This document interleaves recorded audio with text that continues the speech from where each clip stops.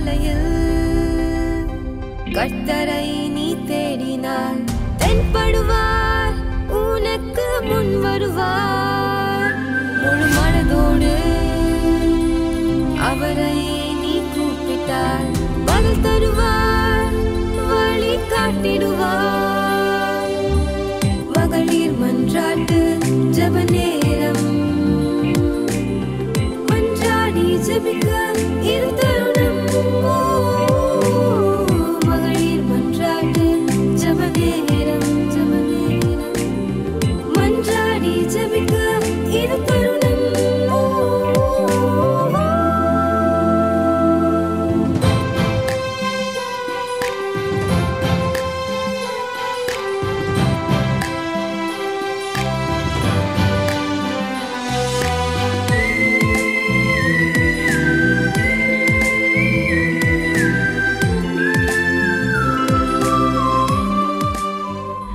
கர்த்தருடைய பரிசுத்த நாமத்திற்கு ஸ்தோத்திரம். இந்த அதிகாலை பொழுதில் ஜெப கூடுகைக்காக இருக்கிற அனைவரையும் ஹெவன் டிவியின் சார்பில் உங்களை வருக வருக என்று நான் வரவேற்கிறேன்.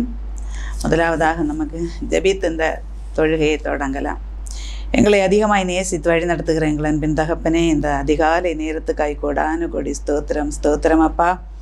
கடந்த இரவு முழுதும் நல்ல நித்திரையை எங்களுக்கு தந்தீரப்பா. இந்த காலை பொழுதில் இவ்வளவு சுகத்தோடு சமாதானத்தோடு எழும்பி அப்பாவை துதிக்க கர்த்தர் தந்த வாய்ப்புக்காய் கோடி கோடி ஸ்தோத்திரம்.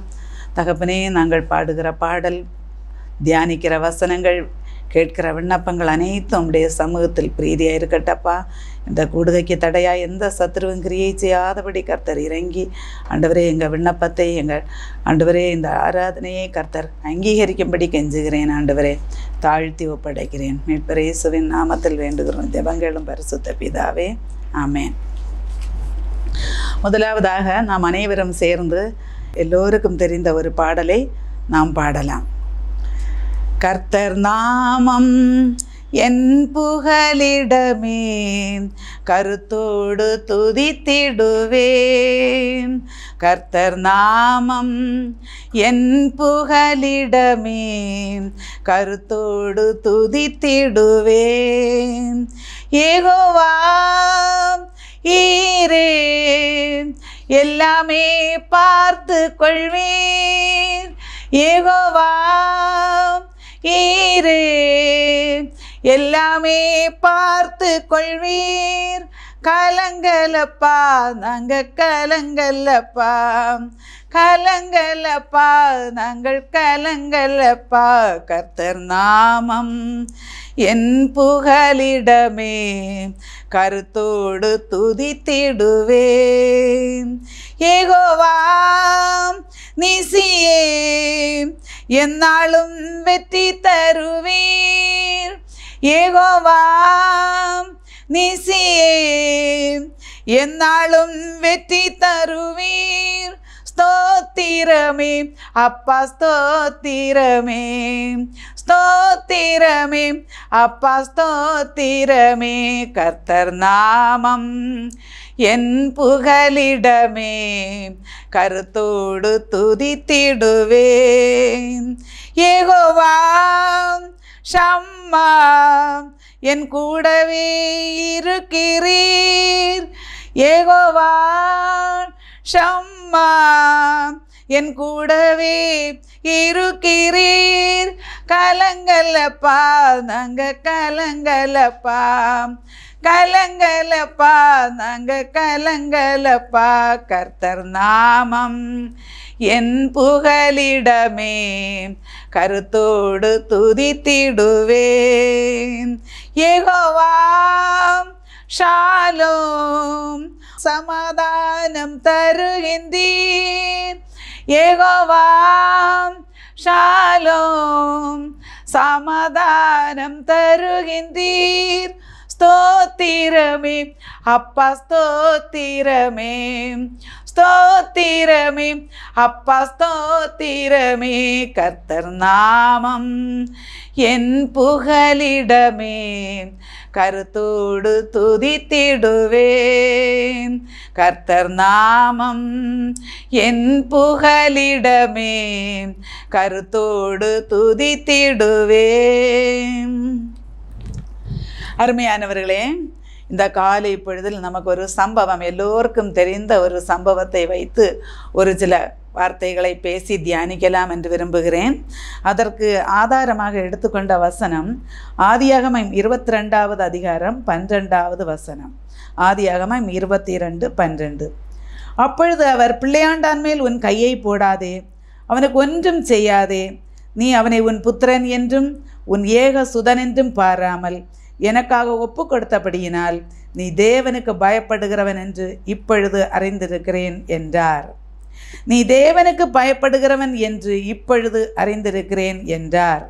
11வது வசனத்தை பார்க்கும்போது, கர்த்தருடைய தூதனானவர் வானத்திலிருந்து ஆபிரகாமே ஆபிரகாமே என்று கூப்பிட்டு சொல்லுகிறார். இங்கே பார்க்கும்போது கர்த்தர் ஆபிரகாமை குறித்து நல்ல ஒரு சாட்சி. என்ன சாட்சி? நீ தேவனுக்கு பயப்படுகிறவன் என்று இப்பொழுது அறிந்திருக்கிறேன். இது ஒரு சம்பவம். அதை லேசாக சொல்லி விடலாம் என்று நினைக்கிறேன். நாம் எல்லோருக்கும் தெரிந்த சம்பவம் தான், இருந்தாலும் தெரியாதவர்களுக்கு தெரியும்படியாக அதை சொல்லுகிறேன்.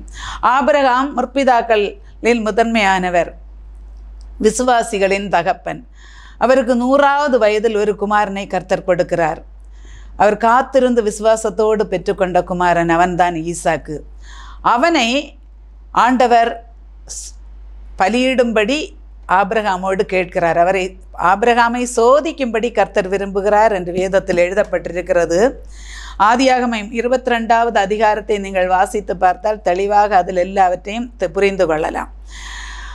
ஆபிரகாமை நோக்கி, நீ உன் புத்திரனும் உன் ஏகசுதனுமாகிய ஈசாக்கை மோரியா தேசத்துக்கு கொண்டு போய் அங்கே நான் எனக்கு காண்பிக்கும் மலையில் அவனை தகன பலியாக பலியிட என்று சொல்லுகிறார். உடனே ஆபிரகாம் அதற்கு கீழ்ப்படிந்து மறுநாள் காலையில் எழும்பி ஈசாக்கையும் 2 வேலைக்காரர்களையும் கூட்டிக் கொண்டு போகிறார்.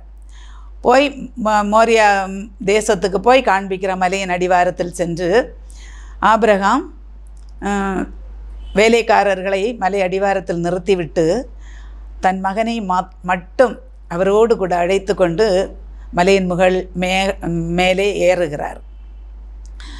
அந்த விறகு கட்டையை கூட அந்த பிள்ளையின் தலையின் வைத்து கொண்டு ஏறுகிறார். ஏறி அங்கே சென்று பலிபீடத்தை கட்டி விறகுகளை எல்லாம் அடுக்கி ஈசாக்கை அவனுடைய கைகளையும் கால்களையும் கட்டி அந்த விறகுகளின் மேல் படுக்க வைக்கிறார். அதற்கு முன்னதாக போகின்ற வழியில் பிள்ளை ஈசாக்கு அப்பாவிடம் கேட்கிறான், அப்பா, நெருப்பு இருக்கிறது, விறகு இருக்கிறது, தகன பலிக்கு ஆட்டுக்குட்டி எங்கே என்று கேட்கிறான். அதற்கு அப்பா சொல்லுகிறார், மகனே, கர்த்தர் பார்த்து கொள்வார் என்று கூறிக்கொண்டு மேலே போகிறார்கள். ஈசாக்கை விறகு கட்டைகளின் மேல் தூக்கி படுக்க வைக்கிறார். படுக்க வைத்து கொண்டு அவனை வெட்டுவதற்காக கத்தியை எடுத்த போது வானத்திலிருந்து சத்தம், ஆபிரகாமே ஆபிரகாமே, பிள்ளையாண்டான் மேல் கையை போடாதே, அவனுக்கு ஒன்றும் செய்யாதே என்றொரு சத்தம்.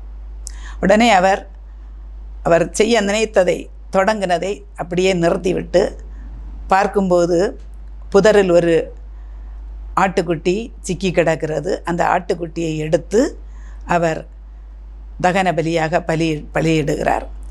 அப்பொழுது தேவதூதன் மறுபடியுமாக அவரை பார்த்து சொன்ன வார்த்தை தான் இது, உன் புத்திரன் என்று உன் ஏக சுதன் என்றும் பாராமல் எனக்காக ஒப்பு கொடுத்தபடியினால் நீ தேவனுக்கு பயப்படுகிறவன் என்று இப்பொழுது அறிந்திருக்கிறேன். நம்மை நாம் நிதானித்து பார்ப்போம். இதில் சில குறிப்புகள், சில கருத்துக்கள் என்னுடைய மனதில் பட்டதை நான் உங்களுக்கு சொல்லலாம் என்று நினைக்கிறேன். முதலாவதாக பார்க்கும்போது அவருக்கு விசுவாசம் இருந்தது. அந்த விசுவாசம் என்பது எப்படி என்று பார்க்கும்போது ஆதியாகமம் 21ஆம் அதிகாரம் 12ஆம் வசனத்தை வாசிக்கும்போது அவர் சொல்லுகிறார், ஈசாக்கினிடத்தில் உன் சந்ததி விளங்கும் என்று அங்கே சொல்லப்படுகிறது. ஈசாக்கினிடத்தில் உன் சந்ததி விளங்கும்.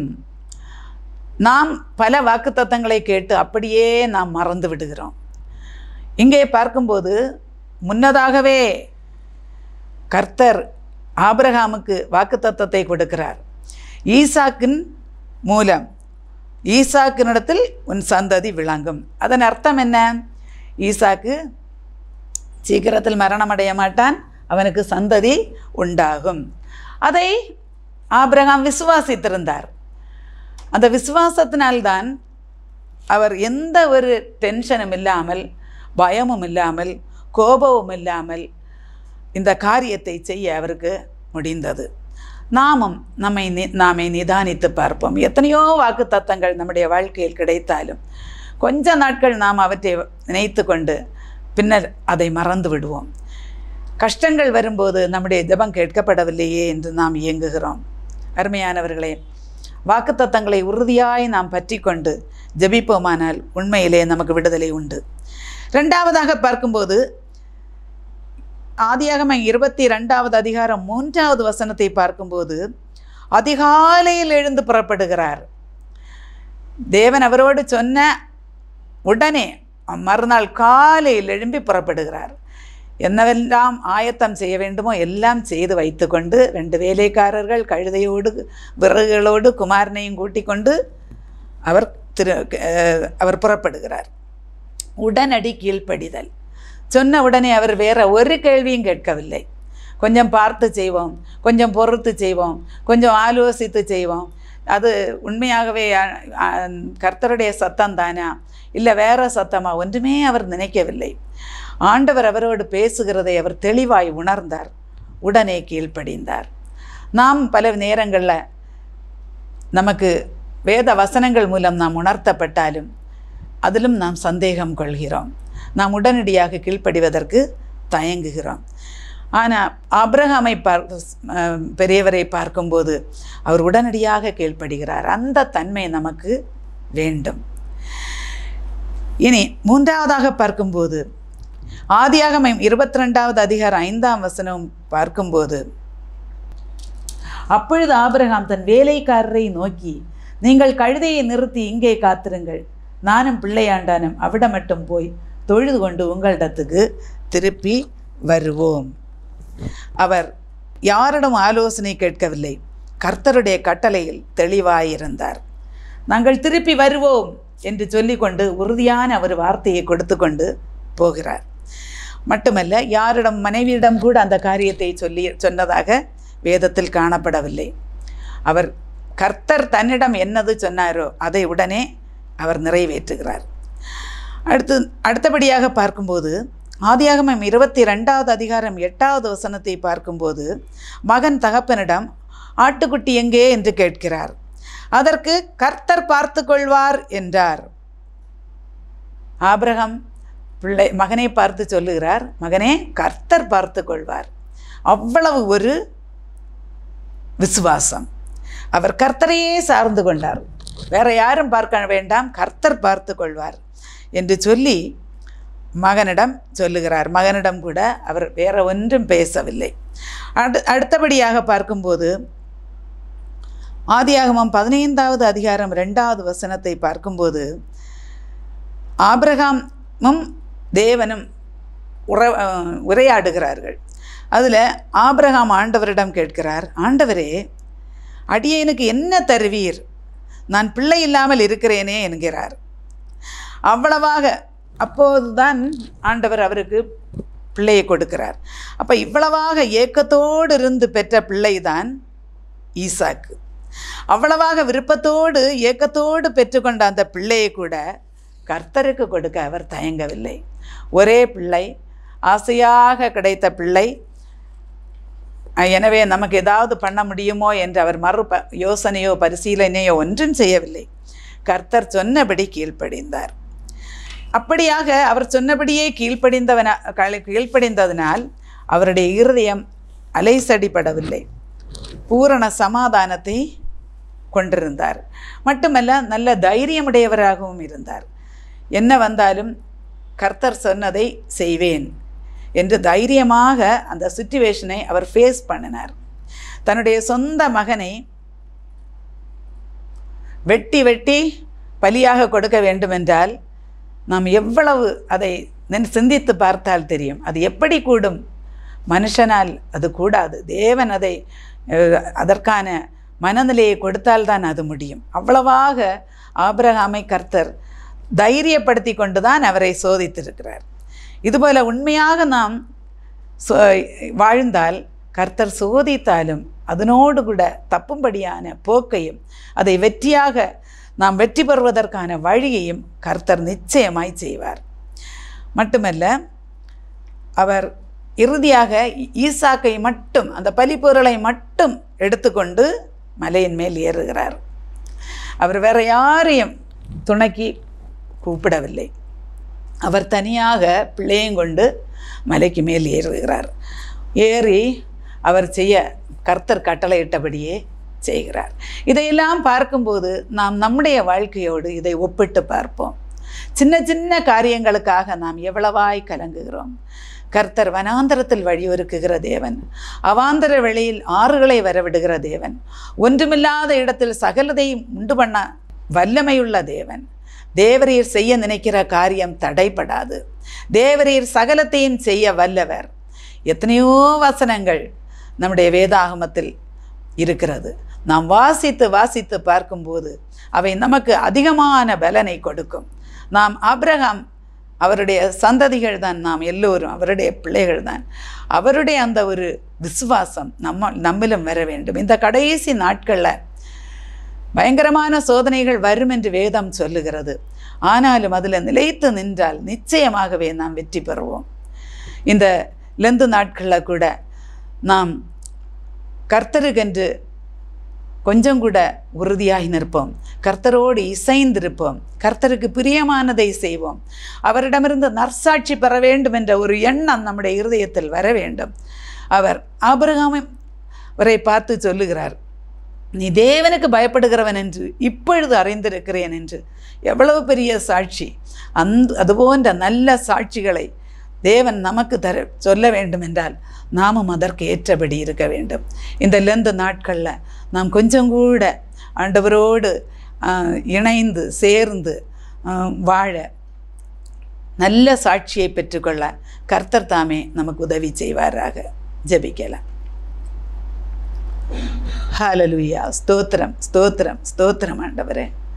நன்றியோடு அப்பாவை துதிக்கிறோம், துதிக்கிறோம், துதிக்கிறோம் கர்த்தாவே. ஏசப்பா, இந்த காலை பொழுதில் நாங்கள் ஆபிரகாமை பற்றி சிந்தித்தோம் ஆண்டவரே.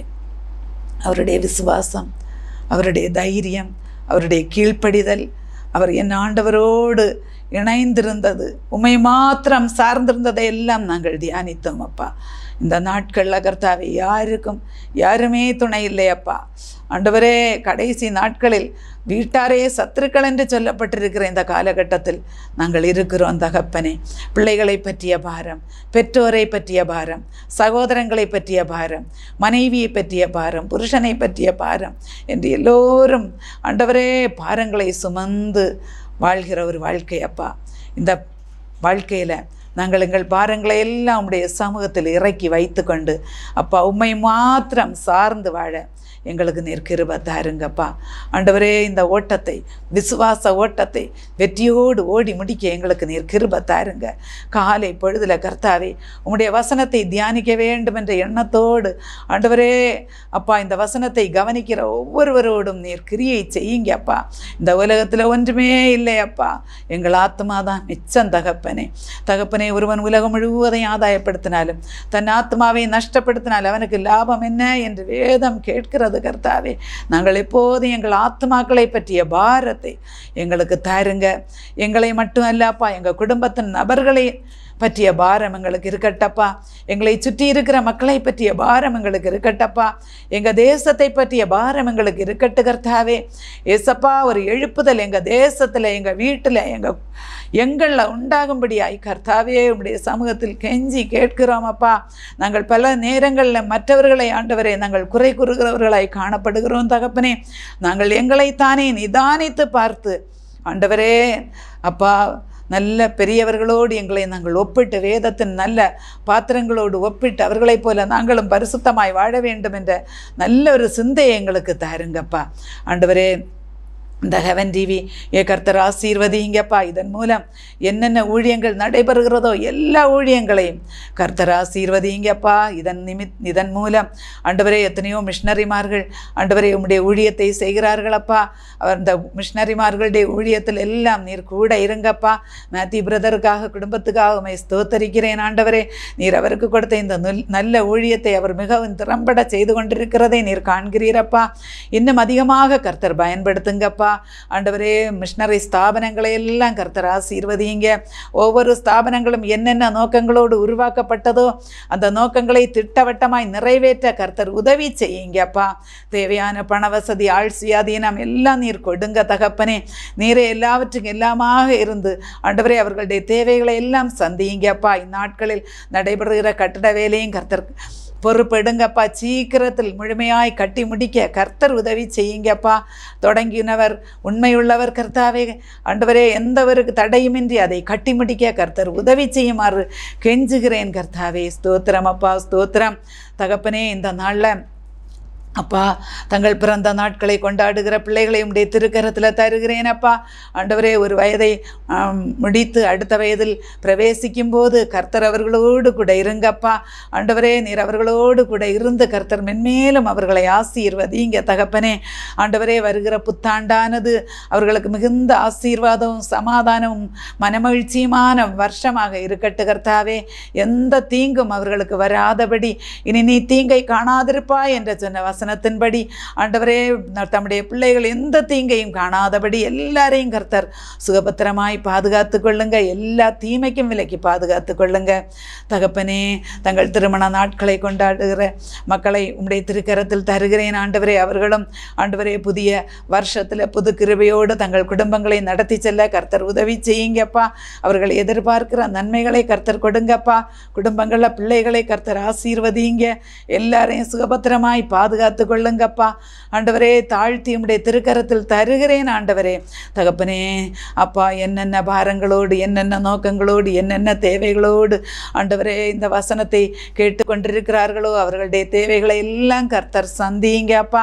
மனபாரங்கள் பிரயாசங்கள் எல்லாம் அவர்களை விட்டு ஓடி போட்டு இயேசுவின் நாமத்தில் கர்த்தர் ஒவ்வொருவரையும் கர்த்தாவே நீர் பரிசுத்தப்படுத்தி ரட்சித்து ஆசீர்வதித்து பலப்படுத்தி சீர்படுத்தி ஆண்டவரை நிலைநிறுத்தும்படி கெஞ்சுகிறேன் அப்பா. கர்த்தாவே எங்கள் ஒவ்வொருவரையும் தம்முடைய வருகைக்கு என்று ஆயத்தப்படுத்துங்கப்பா, ஆயத்தப்படுத்துங்க. நினையாத நேரம் ஆண்டவரே நீர் வருவீரப்பா. நினையாத நேரம் மரணம் சந்திக்கும் தகப்பனே. எதுவாயிருந்தாலும் தகப்பனே நாங்கள் உம்முடைய ரகசிய வருகையில் உமோடு கூட எடுத்துக்கொள்ளப்படும்படியாக கர்த்தர் எங்களை பரிசுத்தப்படுத்துங்கப்பா, பரிசுத்தப்படுத்துங்க. இந்த நாளை எங்களுக்கு ஆசீர்வதித்து தாருங்க.